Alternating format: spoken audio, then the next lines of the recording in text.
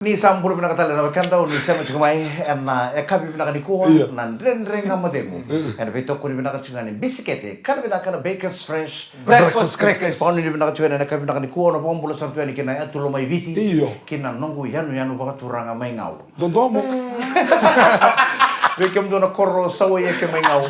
Don tuko na ngando kasi di puno lebu nindo vi wal tiger to may sawa ya ke may ngaw. And nando ng bongi bola. Ni vila kata tuna sing. Era ya vi raw boli na marama ni sawa ya ke ni di tara tuna. Asing doon na kaya. Ano ni pinakachungan ni? Ano ba ni binakta ni bikim ni saran na turbo na ngone lewa na ba ni binakta ni bugun ni bisi mati taltunga. Kung gabi sa sarsindo saratu si siano Ada mga sarata ka? sarando biray mata do.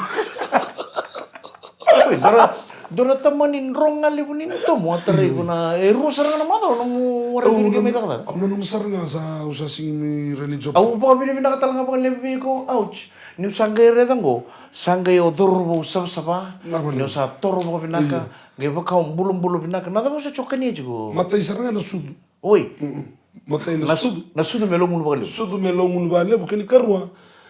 Na bimoko. Kambimbi na tataw may bale mo kota na utimo kabi ko uso. Iyo kasi nga nanrakin patong ko nanrakin binaka ni bimo ko. Iko kila. Kira mana na ruwa na mata sanggay uchi ko. Ruwa sa tunga na mata ni ngunit sudo nga bimo. Bimoko. Kalau sa taringi tal dito na, iko na tapali. Una na kung gaya ka taka. Kaso nga may. Au sa awa tamay.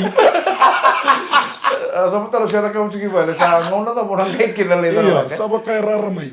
Idanes.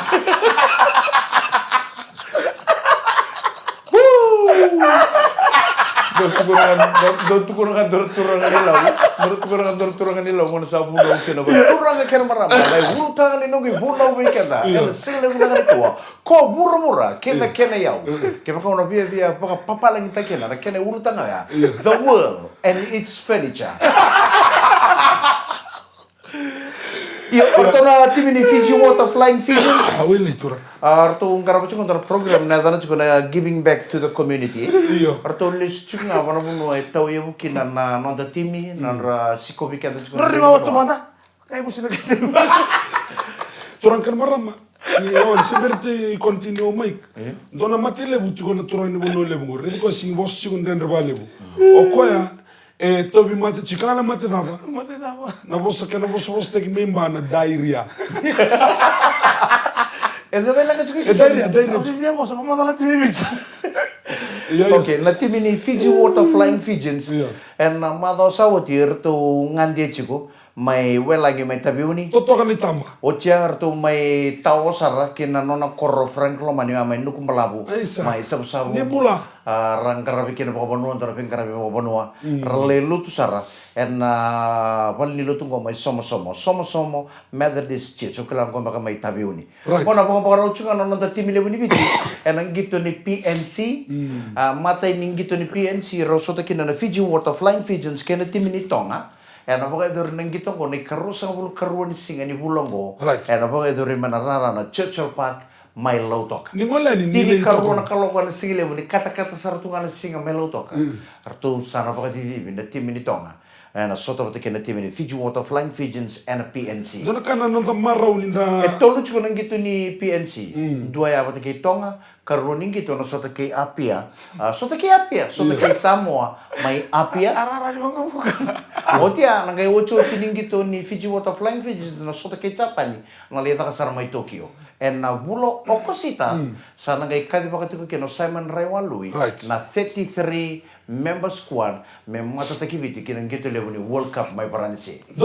Sembera tala na World Cup ruo tala nang gito ni bakata nang gito kino Vici. Ano sota mo kay paranisi kino sota kay England nimbera nang gito lewo ni Rugby World Cup. Doon ka na nung baka pinipinakan ni Ndasare de Chugabida na dorbo ni matatimi ni Rua. Sarlewa na chukala squad ni na Ndasara to kamay non ragito sangay combine go batir na dorbo korngole may tay ragito may Europe bisoti. Sango doon na timi binaka ko. Seta mo na mo rin demis. Iyo. Timi binak. Ahora ni lebusara na dorbo ni Rua. Iyo. Ra o katiti ko na 39 member squad mo ko nang gito chukana PNC. Au talita kabali na ibang lisilis. Kung to sa Wandoringo, merto na didibaka, ma na timi, totok bauti, no reda mantana natan tu, totok bauti. Kanjin. Bukan no turang ni tala-tala cuciri na kama. Right. O natan nieli tama nimbuka, tora wento be baterin taki, saya mun rawali na head coach, kira talera mbau dau mai. Senirusi serba Ya. pula. Wata ki sirmen baital nga will Iyo, Iyo. mai. Kanina ka nang koya. Kira tu kita sarana sa okati ti ko na management ni tim ni biti kan ta pangan ni bitu ni nandona pono pina kana la yada kina se woti ni vonua ay ado kina ubiti nandona tela na tedera no World Cup Rundur ka bitu. uh, Kota final. 2007 2007. 2007 Ase At kabasari kina kina na aka kota kusinga. final rawa sota kina bata ke South Africa Eu se sempre Sa não sempre le da orang botsinga nang gitu ya kona nona sa bando dono da ko rawanga. iya Come tu nga mi don do Ano ken. nung di satu kuno o sin mula ta bro na ngona gitu kina bijo na ngona sa bang tutun dagi kina o Scorpion King Daga tu na World Cup ya so kalah sibit.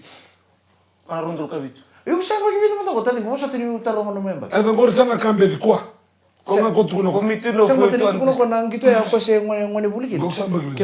so kalah sibit ya form 1. E 2000 Kon vida. merto. 2000. 2007 ya. 2007 divided by 2020. Aku sampai ke Rosa Bul Kawal. Minus 2. amba kiro sa bulka walungo tali Oy. sa lima na lubiana mo Oh no.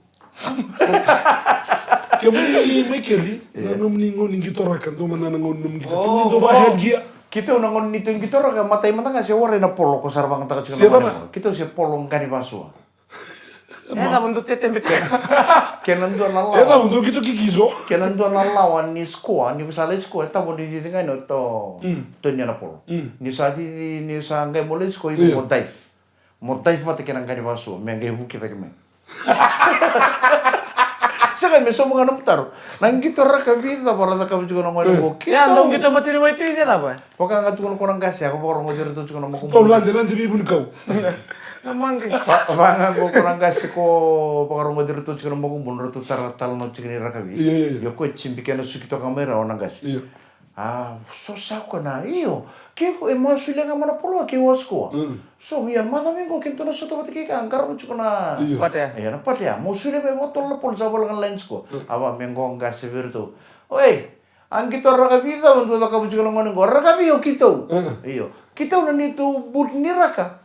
Na kena spike sa makana mini matiba. Oh, na spike ni sangi bang tau cuma ngone ko sa kalelek. Kito na spike ni tu iba wailu baka tu na mini matiba na kena balang. Ni watching ako kung tanong wala sa mga na minutes na nito gitu. Sa mga rutol to nga may itong partaban tabi ako sa ate sa... Ano to duki mo? Iya, ni wala sa mga minutes, ni man video de kilometer sa... Tadu kisar Tadu tsanga. kisar tsunga nanggel. Ni wuwu da nga mga referee na sito. Watching na gitu. Sa alam sa nga manatang mati ni taban tabi ako. Alam man rata sa rangka sa ranati. Arra kami ta bonita ka juga ngone go kita ya. Traga barama salama idhawe kala ndendre nga modenu ene kabini kwa kitu sabanu ni bina katu yani nindana soka yani ene buku ni kabani singa 2023 Fiji Showcase ene mbongi sarangani kwa Kenapa sarang ko naman ito ka ni Mike Randua? Rocks nambuta ouch mama James Kakai. Ni sama de. Kalangata Bekes Fresh. breakfast crackers